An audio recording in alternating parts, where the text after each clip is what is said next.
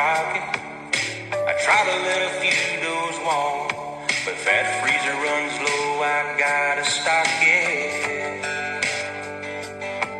These scrub bucks got no mask, darn sure no drop times, but this chili has deer burger in it tonight. Where did this podcast go? Straight to hell. Yeah, speaking of hell, check out East Coast Bowhunting Podcast. We keep it real on the East Coast. First of all, I'm addicted to the show. I like that. That's cool. Okay. Whole hunt, you live it, you breathe it. It's a whole different world. This East Coast has a little bit more of an edge and a grind to it. Fantastic thing. You guys are fucking awesome.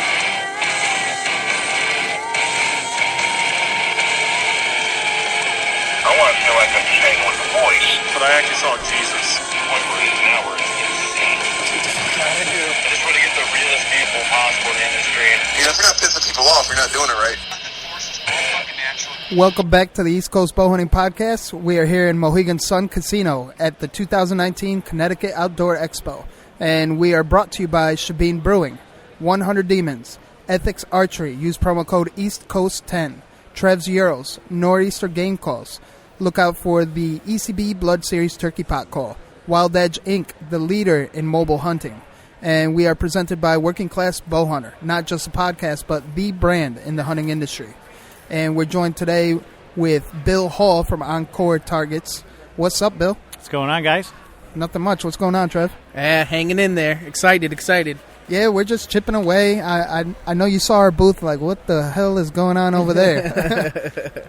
Well, I want to open right up with this, because I feel gypped, because I have listened to the podcast before, and where's the bruise? Oh! So gypped right now. You want one? We'll get you one after Don't the worry, show. we'll Right get on, you that's a brew. straight, yeah. Hell yeah. Are you an IPA guy or stout or? Yeah, I'm more of a stout porter, yeah. Okay, cool. That's awesome. Yeah, we'll definitely. We didn't know. And you know what? This is funny because we've been chipping away and we haven't been cracking beers. It feels a little odd. My hand, I keep on reaching for a drink, but it's just like lemonade. That's crazy. That's funny though. So you listen to the show. Oh, yeah. Cool. Let's kick into it. Tell us who you are, where you're from, and how we can find you. So I'm Bill Hall. I'm here at the show with Encore Targets, but I've got 1,000 different roles in the archery industry. Our targets are the affordable alternative to 3D targets. So what we have is an all-weather foam target that is hand-painted. We've got over 60 different targets that are available. You put them up on your bag, your block. See, because everybody wants to practice on their 3D targets, but they're cumbersome, they're cost-prohibitive, all those different sort of things. So most of us got a bag in our backyard. Yep. So you buy our deer target for $30. Instead of dropping a couple hundred, pin it up on your bag, go to town. And what I tell guys is when you get back and you get settled in and you get behind the peep and you bring that pin down, you're aiming at exactly the same thing. You're just doing it for, a tenth of the price. Right. And they're pretty badass. I mean, you got quite the selection. Can you give the listeners kind of an idea of which targets you have, like the shapes or animals you might have?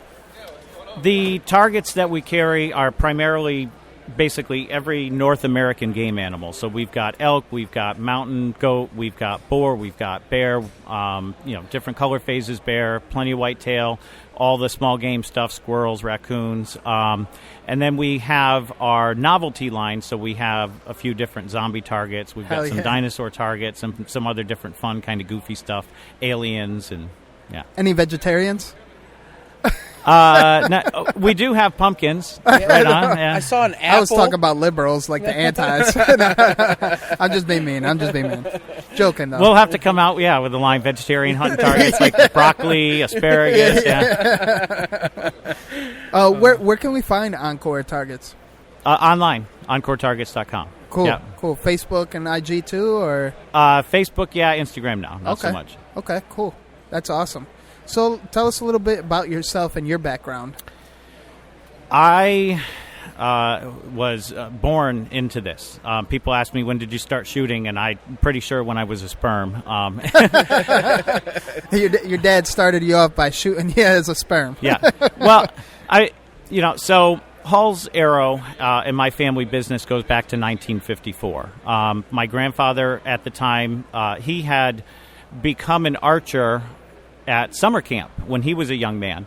and he happened to have an instructor that was actually knowledgeable, right? So he went home. He lived in a real small town. There wasn't, he went to a one-room schoolhouse. There was no basketball team. Like, legit, there wasn't enough kids in town for a team. That's awesome. So everything, he would go back, and archery was an individual thing that he could do, and he got more into it, learned more about it. He began making arrows, and because of the background that he had, he was one of the few people in the area that understood the paradox and spining arrows and matching them up and all these different things. So he would make these wonderful arrows, and everybody wanted to buy them. That's awesome. Right? So that's where Hall's Arrows started. Then they, opened a shop in their basement, started selling bows, moved to Manchester, opened up the range, and it all kind of snowballed from there. So we, growing up, all of the children and grandchildren, we were all part of that. So I began shooting. I don't remember not shooting. I can remember not being able to tie my shoe. I can't remember not being able to shoot a bow and arrow. That's badass. But I began competing at age 11, and that's really, I absolutely hunt, love to hunt, not quite to the degree as my father and my brother. Okay. Those guys need to be in a tree stand. I got a lot more into the competitive side of things. So the more archery side yeah, of it. Okay. So I'll absolutely go hunting if y'all got a tree stand for me. Like, yeah. I'll go sit in it, I'll go shoot something, I'll Awesome. drag it, I'll gut it, I'll do all that stuff, love it, but there's only so many hours. And so to me, I dedicate it more to the tournament side rather than scouting and clearing limbs and all that stuff, because that's, if you're going to be successful hunting, that's what you need to do. You need to have that dedication. You need to do that legwork, and I don't. It's all right. We'll get you set up, man, and get. You know what? We've been meaning to shoot with the Hall family, anyways. Gary was on in a previous episode. I'm sure you probably caught wind of that. Yeah. And as a matter of fact, he actually reached out to us, and he was like, "Don't have Bill on if I'm not there." I'm like, "BS, you got to be here." That's pretty cool. Well, listen, because he's going to come on afterwards, and he's just going to talk smack about how he's a better shooter. So we got to get this together. We need a live session here. Oh, yeah. We'll settle it right here on the podcast. Yeah, live. That'd be cool, and we'll be cracking beers with that one too. Yeah. That's why I wanted to get you on today, actually, because I suspect tomorrow's going to, but in podcast lane, we're recording this on a Friday, the first day of the Expo Center, or the Expo, and Saturday is going to be crazy. So I don't even know if you'll even have time to step away. Yeah. But we'll lay it down. We'll lay it down, crack beers, and talk deer. see who's the better shooter. Yeah. I'm looking forward to that. So what and if he beats me, I'm just going to start cracking on how small his first deer was. Oh, I'm curious to listen to that. It's actually pretty cool because right next to the Oncore booth is X-Spot, and they have a little recurve setup. Like, we could put it to the test who the better shooter is. Have it on live and everything on the podcast. We could set up over there. That'd be pretty cool. Yeah. Oh, man. So what are you most involved with right now currently? So my big thing is the instructional side of archery. I have a range in Willington. We don't do any retail or anything like that, but we have a massive instructional program. So we have about 80 individuals a week right now that come through. About 20% of our attendance now is adults and parents, too. Oh, awesome. We focus mainly on the kids, but we're open to anybody, That's really cool. So that's it. That's really where the brunt of my effort is. And then, like I say, on the tournament side for myself as a competitor, I do a lot of target competitions. I am on the NFAA board of directors. I'm an NFAA certified judge. So that's really cool. That's generally where you'll find me, is on the tournament line. Nice, Yeah. nice. And we can find you personally on Facebook as well? Yes, yeah. What Yep. about Instagram? You on Instagram? No. No? Gotta No. get on the ball, my friend. Yeah. That's the picture version of Facebook. I know. That's what the kids do. Facebook's for old people. I get it. Right. You know what? I think there's a way that you could connect the two anyways. So it'd be easy if you post something on Facebook, it goes onto your IG anyways. Yeah. So that's something to look out. I'll ask my 12-year-old. He'll I know, he'll make it work. That's the scary part. That's the day and age we live in today. But that's really cool. I want to get back to what you offer at your instructional facility. Is that's the key. And we had X-Spot on just a minute ago, and they target somewhat of the same target audience, so to speak, starting small. Yeah. You know, getting that blank page and getting the kids involved. And like you said, you mostly have adults and parents, which I think is great, because then this way you open up a whole different realm to a family.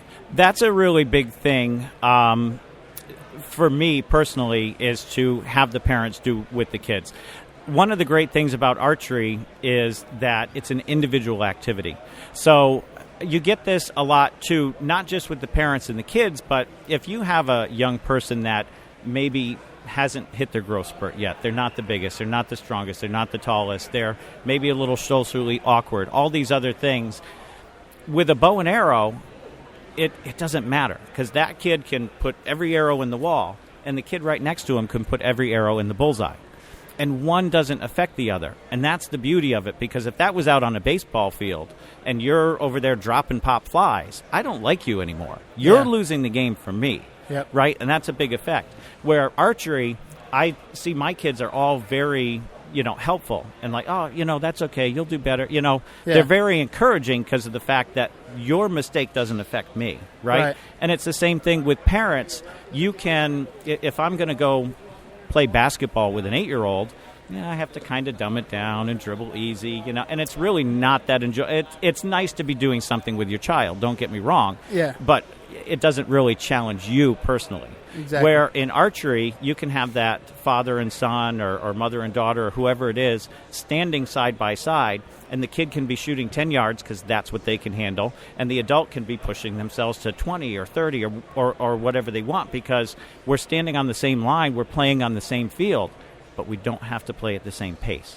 That's the beauty of it. Yeah. I agree. That's a very good perspective, too, because a lot of kids that don't play sports, it's probably because of that very same reason that you bring up.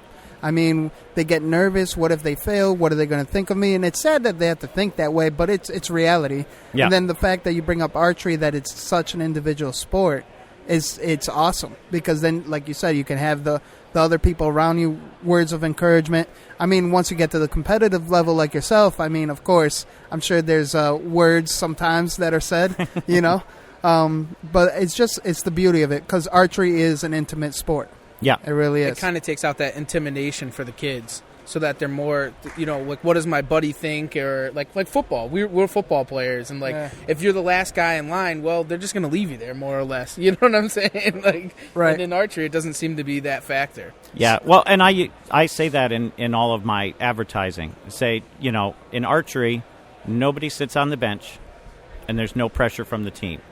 That's a good slogan. Or the other damn parents over on the sidelines yelling. Yeah. Why is that kid playing? Yeah. Sit back down. Mind your own business. It's this is the one that never ceases to amaze me, and maybe I should save this for Rattle Your Antlers. But ooh, he knows. He knows. This is. It never ceases to amaze me to go to youth sports and parents are on the sideline yelling, "Focus! Concentrate! Why aren't you concentrate?" Because you're literally distracting me, Mom. You are literally causing me to have the problem that you're trying to avoid right now. Right. That is hilarious. That's what's going on, fellas. Hey, so let's kind of take a hard left turn and go back to Oncore targets. Yeah. You know the product very well. Can you elaborate the consistency of the target itself, because it's pretty amazing how they don't get damaged? The secret with that product is the fact that it's a low-density foam. We're not asking the target to stop the arrow, because we're going to mount it onto our bag. So the bag's going to do all the stopping. So given the fact that the foam is a low-density foam, that means that it's mostly air. We look at it, we see a solid object, but the truth of the matter is that 80% of what we're looking at is pockets of air. So when an arrow goes in, it will only physically cut and damage a few of the cells and fibers, but there's so much space for expansion that the foam will push out of the way of the arrow. So when you pull the arrow back out, the foam closes itself back up. Almost like the Wolverine effect, and it's self-healing, more or less. Yeah. That's pretty cool. That's pretty. I'm definitely going to be leaving here with one of those targets. So, and because they're foam, they're weatherproof. We paint them with actually an outdoor weatherproof stain. Nice. So, yeah, you can leave it 365 days a year, and we've put literally thousands of shots. And I know everybody says, oh, yeah, that's an exaggeration.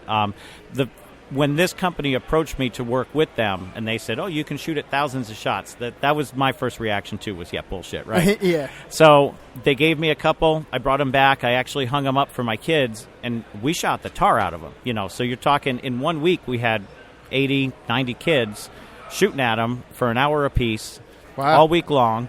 And at the end of it, it was like, okay, they really do stand up. Legit. So, in fact, we've got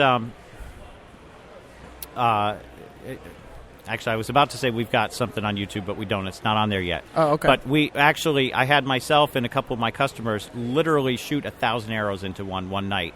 Wow. On a time lapse just to see if it would take it. And it took it, yeah. Their shoulders must have been done after that. I had this old round wheel PSE, so one of the real easy, like no harsh cam or anything. I just backed it down to like 40 pounds, and it was there you just go. point punch. Yeah. That's smart. That's smart. Cool, man. So let's get back to your family history. What do you take away most out of everything that you learned growing up in the Hall family? Wow, that's deep. It is deep. I would say, because there's a lot of history there. A lot of history. Yeah, so much history. And I want to kind of dive into that once Gary shows up to the show, and we'll get you back on. But out of that history, I'm just really curious because, I mean, you have Olympic shooters in your family, all the way up to, I believe some of them even shot with Fred Bear. Am I correct? My father hunted with Fred Bear, yeah. That's pretty damn awesome. Yeah. That's pretty damn awesome. So that being said, just to give them a sneak tip of your family history, what do you take away most, do you think? Just being involved in the Hall family. Like you said, you came out shooting arrows. Yeah. Yeah, I wish I had that question ahead of time, man. That's pretty deep. It was a blessing, absolutely. The people that I grew up around, not just my family, but other top archers, world champions, guys like Terry Ragsdale, the first person to ever shoot a clean field round. Hell yeah. Back in the day when they had round wheel bows, there was no wall, shooting aluminum arrows with feathers outdoors on field courses. And, right. And that was just Terry and Michelle, like, you know what I mean? So it was a really cool experience. I guess the big thing I would take away, and the thing that I tried to continue with myself, is that despite the fact that I got to be around all those amazing archers and world champions, all of those people are very humble. And all of those people are so willing to give back.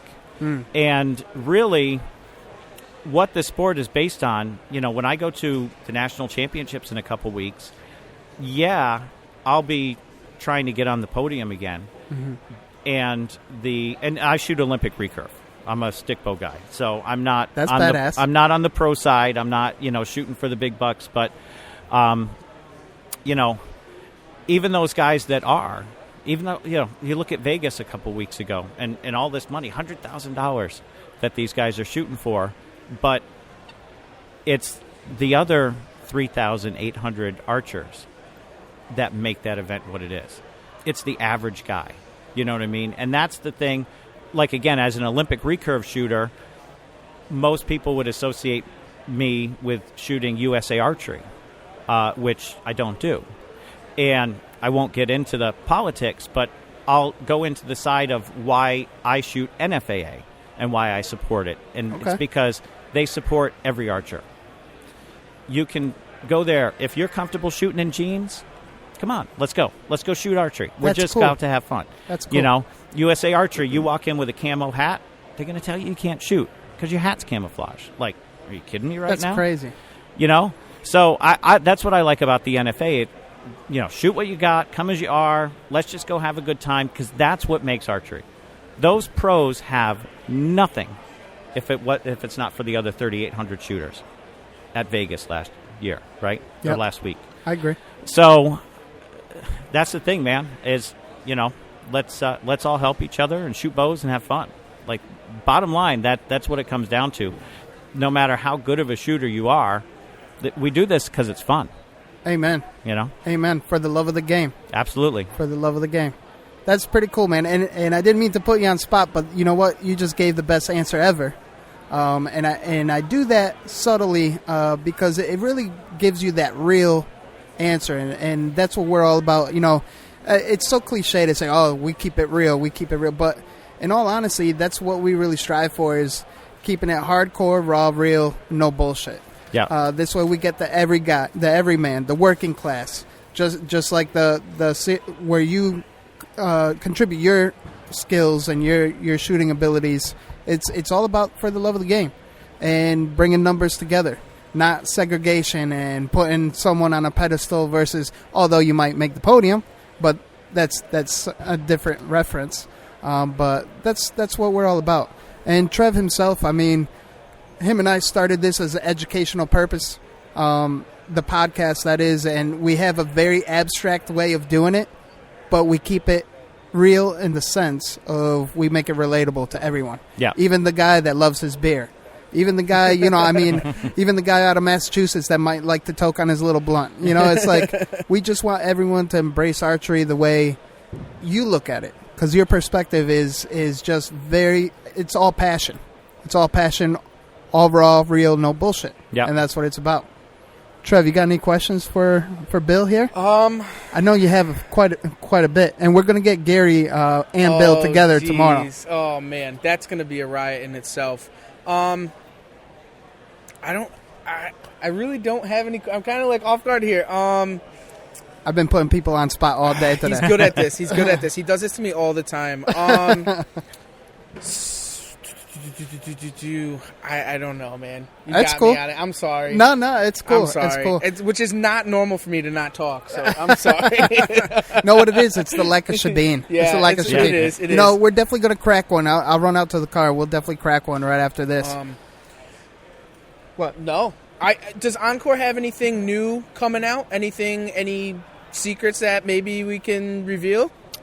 That's a good question. Nah, nothing as far as secrets. And the new product line was all launched at ATA, so all the new stuff is out. We've definitely added a few new targets this year. We did some of the IBO tour last year and got some feedback from guys, and what they were looking for is a little bit more color variation so they can practice. You know, when you pull back and get into your scope, when you're looking at a white target versus a black target versus a whitetail, something like that, you know, you can get differences, and that change in lighting can affect, you know, how you shoot. You may find that you shoot on a white target, you tend to shoot a couple inches right, you know, or something like that. Those little subtle things. So, again, with our targets, you can get 10 of ours for the price of one 3D. So you can have all that variation. You can practice the different color phases and stuff. So we've added some different color targets, like the Mountain Goat was part of that. People wanted a white target, so that's pretty bad. We put one out. And I mean, as far as like the elk, something like that, what's a price point on something? Which is your biggest target, your right? Biggest target, correct? The elk is our biggest target. It's $80. And that's more than Reinhardt's is $1,500. So right. That's more than reasonable for sure. So like, what's a price on a smaller target? Say like the raccoon or the squirrel. I know the squirrel. Yeah, our smallest small game target starts at $9. I mean, how is that not affordable for the working man?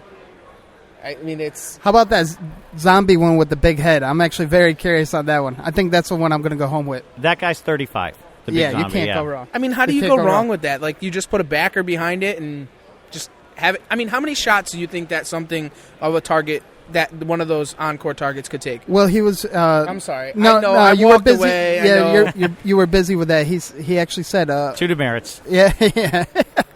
1,000 shots plus. Right. 1,000 shots plus. Okay. So it's crazy. And it doesn't seem like it actually takes a toll on the target itself. So that's cool. That's really cool. So well, and that's the thing. You put 1,000 arrows into it. Eventually, you'll shoot out the 10, the 12 ring, the scoring rings. But because the target's foam, you never lose the integrity of the silhouette. Like, I'm sure you guys have seen the one down at my dad's place. Yep. It's the vitals are shot out of it, but you still have the silhouette there. So, you know, it just depends on how long. Yeah. And I shouldn't say this, but we had one club that said, "Oh yeah, no, when the vitals get shot out, we just cut a piece out of the ass because it's the same color and nobody's shooting at the ass." So you just so they plug it in and fix it themselves. Yeah. That's funny. All right, so we do a couple segments, man, and the first one is Ninja Tip of the Day. You as a listener, I mean, you're well aware. For the sake of the ambiance, I don't have the sound effect with me, but Ninja Tip of the Day. What do you got for our listeners out there? I'm actually going to throw 3 tips out, if Okay. that's cool, because this is my thing, right? This is my thing is helping people shoot better. The number one accessory that you can add to your bow to make it shoot better is knowledge and practice, okay? Boom. And the number one equipment problem with any bow is the loose nut attached to the handle, right? Boom. So these are the 3 most common things that I notice in sort of your average guy, right? Number 1, when it comes to modern bows especially, understand that the speed and the power that these things generate is enormous. Don't overbow yourself. Don't shoot 70 pounds just because you want to be a badass and shoot 70 pounds, right? Because it's not about getting the bow back.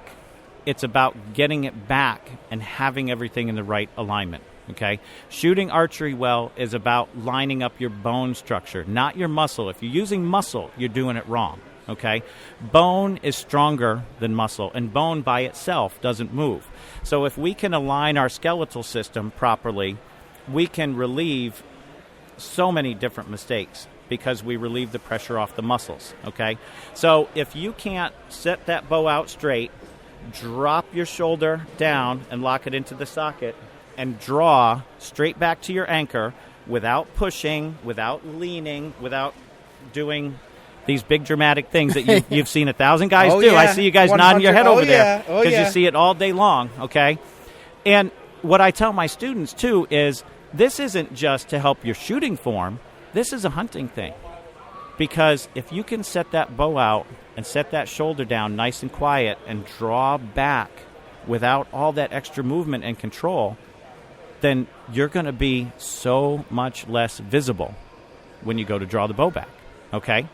So don't overbow yourself, right? And also keep in mind that, yeah, you can get it over in August when it's 80 out. Yep, I say this and all the you're time. wearing a tank top. And get into the middle of November, get it down to about 15 degrees. You've been in that tree for 3.5 hours, and you got 4 extra layers on that you're not used to shooting in. And your fingertips are numb. And here's what's going to happen. You're going to miss the deer low and left if you're a right-handed shooter because you're going to go to draw back. You're going to have to push into it to get it back to your anchor.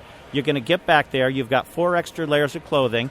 You're going to grab your 4 extra layers of clothing with your string, and you're going to drop it low left all day long. So number 1, don't overbow yourself. Number 2, don't overdraw length yourself. A lot of guys I see have a draw length that's too long. And again, the key is the shoulder position. I wish I could somehow show this. Yeah. I'm doing all this mimicking here, Yeah. but the key is this shoulder position. If your draw length is long to where you have to do this, then you've come out of your bone structure once again. And for our listeners, he's rotating his shoulder inward towards the bow. To overextend. Right. The overextension. So, and the last one is this, and this one, actually, no. I'm going to save this one because this is what rattles my antlers. Okay, we'll save that. Right on. So, well, perfect timing. Let's We're get just into cut that into then.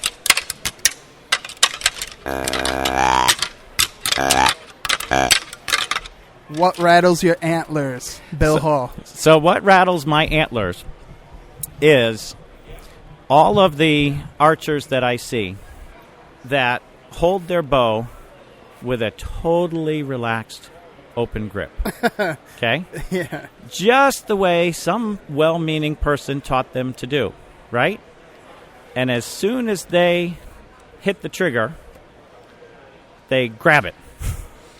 Right. And pretty much make everything they were trying to do completely obsolete. As a matter of fact, probably make it worse. So that's what rattles my antlers, right? You're going to shoot with that relaxed grip, get a sling, and learn to leave the hand open. Because the beauty of it is the bow can't miss.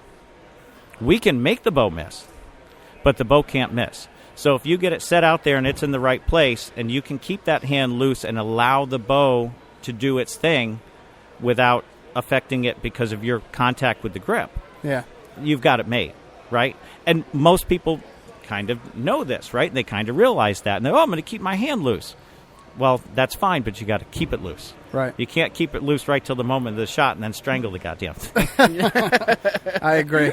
That was great, man. Again, another episode with a lot of information. I can't wait to get you and Gary on at the same time, because I have a feeling that's going to get a little rowdy. Especially you mix Shabine in the mix. It's going to be make for a good time for sure. And that'd be really cool if we could do a quick little shoot off too, and put that on the podcast. Yeah, so I'm looking forward to everything. And you said you listened to the show. Yeah. So I'm going to put you to the test right now, since we are winding down. So thank you, Bill Hall, for coming on the show, Encore Targets. Thanks for having me. Yeah, thank you for the time. And on that note, stay steppin'. Stay slaying.